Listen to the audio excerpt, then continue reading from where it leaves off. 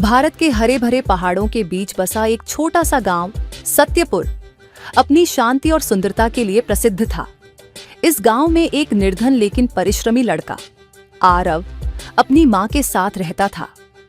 उसके पिता का देहांत बचपन में ही हो गया था, जिससे घर की सारी जिम्मेदारी उसकी मां पर आ गई थी। आरव रोज सुबह जल्दी उठता, जंगल जाता और लकड़ियां काटकर उन्हें बाजार में बेचता। उसकी मां उसे हमेशा सिखाती थी कि ईमानदारी सबसे बड़ा धन है, इसे कभी मत खोना। आरव ने यह बात अपने मन में बसा ली थी और हमेशा सच का साथ देता था। एक दिन आरव हमेशा की तरह जंगल गया और नदी के किनारे लकड़ियां काटने लगा। वह बहुत मेहनत कर रहा था कि अचानक हाथ फिसल गया और उसकी कुल्हाड़ी सीधे नदी में गिर गई। वह घबरा गया क्योंकि वही कुल्हाड़ी उसके परिवार के गुजारे का एकमात्र साधन थी। वह नदी के किनारे बैठ गया और उसकी आंखों से आंसू छलक पड़े। अब मैं लकड़ियां कैसे काटूंगा? मां को कैसे बताऊंगा कि हमने अपनी रोजी रोटी खो दी? वह सोचने लगा। जब आरव दुखी होकर रो रहा था, तभी अचानक नदी में हलचल हुई और एक चमकदार रोशनी प्रकट हुई। कुछ ही क्षणों में एक दिव्य पुरुष जल देवता नदी से बाहर आए। उन्होंने अपने तेजस्वी स्वर में पूछा, वत्स, तुम क्यों रो रहे हो? आरव ने विनम्रता से उत्तर दिया, मेरी कुल्हाड़ी नदी में गिर गई है और बिना उसके मैं लकड़ियां नहीं काट सकता। मेरा परिवार भूखा रह जाएगा। जल देवता मुस्कुराए और बोले, चिंता मत करो, मैं तुम्हारी कुल्हाड़ी खोज लाऊंगा। जल देवता पानी में समा गए और कुछ पलों बाद हाथ में एक चमचमाती सोने की कुल्हाड़ी लेकर बाहर आए। उन्होंने आरव से पूछा, क्या यह तुम्हारी कुल्हाड़ी है? आरव ने कुल्हाड़ी को देखा, लेकिन बिना लालच के सिर हिलाते हुए कहा, नहीं, ये मेरी कुल्हाड़ी नहीं है। मेरी कुल्हाड़ी साधारण लोहे की थी। जल देवता फिर से नदी में उतरे और इस बार चांदी की कुल्हाड़ी लेकर बाहर आए। उन्होंने फिर वही सवाल दोहराया, लेकिन आरव ने फिर ईमानदारी से कहा, नहीं, यह भी मेरी कुल्हाड़ी नहीं है। अंत में जल देवता ने पानी में डुबकी लगाई और एक पुरानी लोहे की कुल्हाड़ी लेकर बाहर आए। इस बार आरव का चेहरा खुशी से खिल उठा। हाँ, यही मेरी कुल्हाड़ी है, उसने उत्साहित होकर कहा।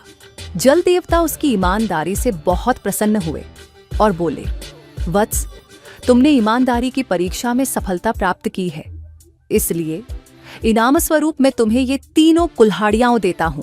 आरव बहुत खुश हुआ और हाथ जोड़कर देवता का धन्यवाद किया। जब आरव गांव वापस लौटा तो उसके पास सोने, चांदी और लोहे की तीनों कुल्हाड़ियां थीं। उसने सारी घटना अपनी मां को बताई तो उसकी मां की आंखों में गर्व और खुशी के आंसू आ गए। जब गांव के लोगों ने यह सुना तो वे भी बहुत खुश हुए और बोले, ईमानदारी का सच्चा इनाम मिला है। आरव ने हमें सिखाया कि सच्चाई का फल हमेशा मीठा होता है। इसके बाद आरव ने सोने और चांदी की कुल्हाड़ियों को बेचा और अपनी मां के लिए एक सुंदर घर बनवाया। वह अब और भी मेहनत से काम करता और गांव के जरूरतमंदों की मदद करता। गांव में एक और लकड़हारा रघु ये सब देखकर ईर्ष्या करने लगा। उसने सोचा, अगर मैं भी नदी में अपनी कुल्हाड़ी गिरा दूं, तो जल देवता मुझे भी सोने और चांदी की कुल्हाड़ी देंगे। अगले दिन वह जानबूझकर अपनी कुल्हाड़ी नदी में गिरा दी और जोर जोर से रोने लगा। जल देवता फिर प्रकट हुए और उन्होंने पूछा, वत्स, तुम क्यों रो रहे हो? रघु ने झूठ बोलते हुए कहा, मेरी कुल्हाड़ी नदी में गिर गई है, कृपया मेरी मदद करें। जल देवता नदी में उतरे और सोने की कुल्हाड़ी लेकर आए। रघु ने तुरंत झूठ बोल दिया, हाँ, यही मेरी कुल्हाड़ी है। जल देवता को उसका लालच समझ आ गया।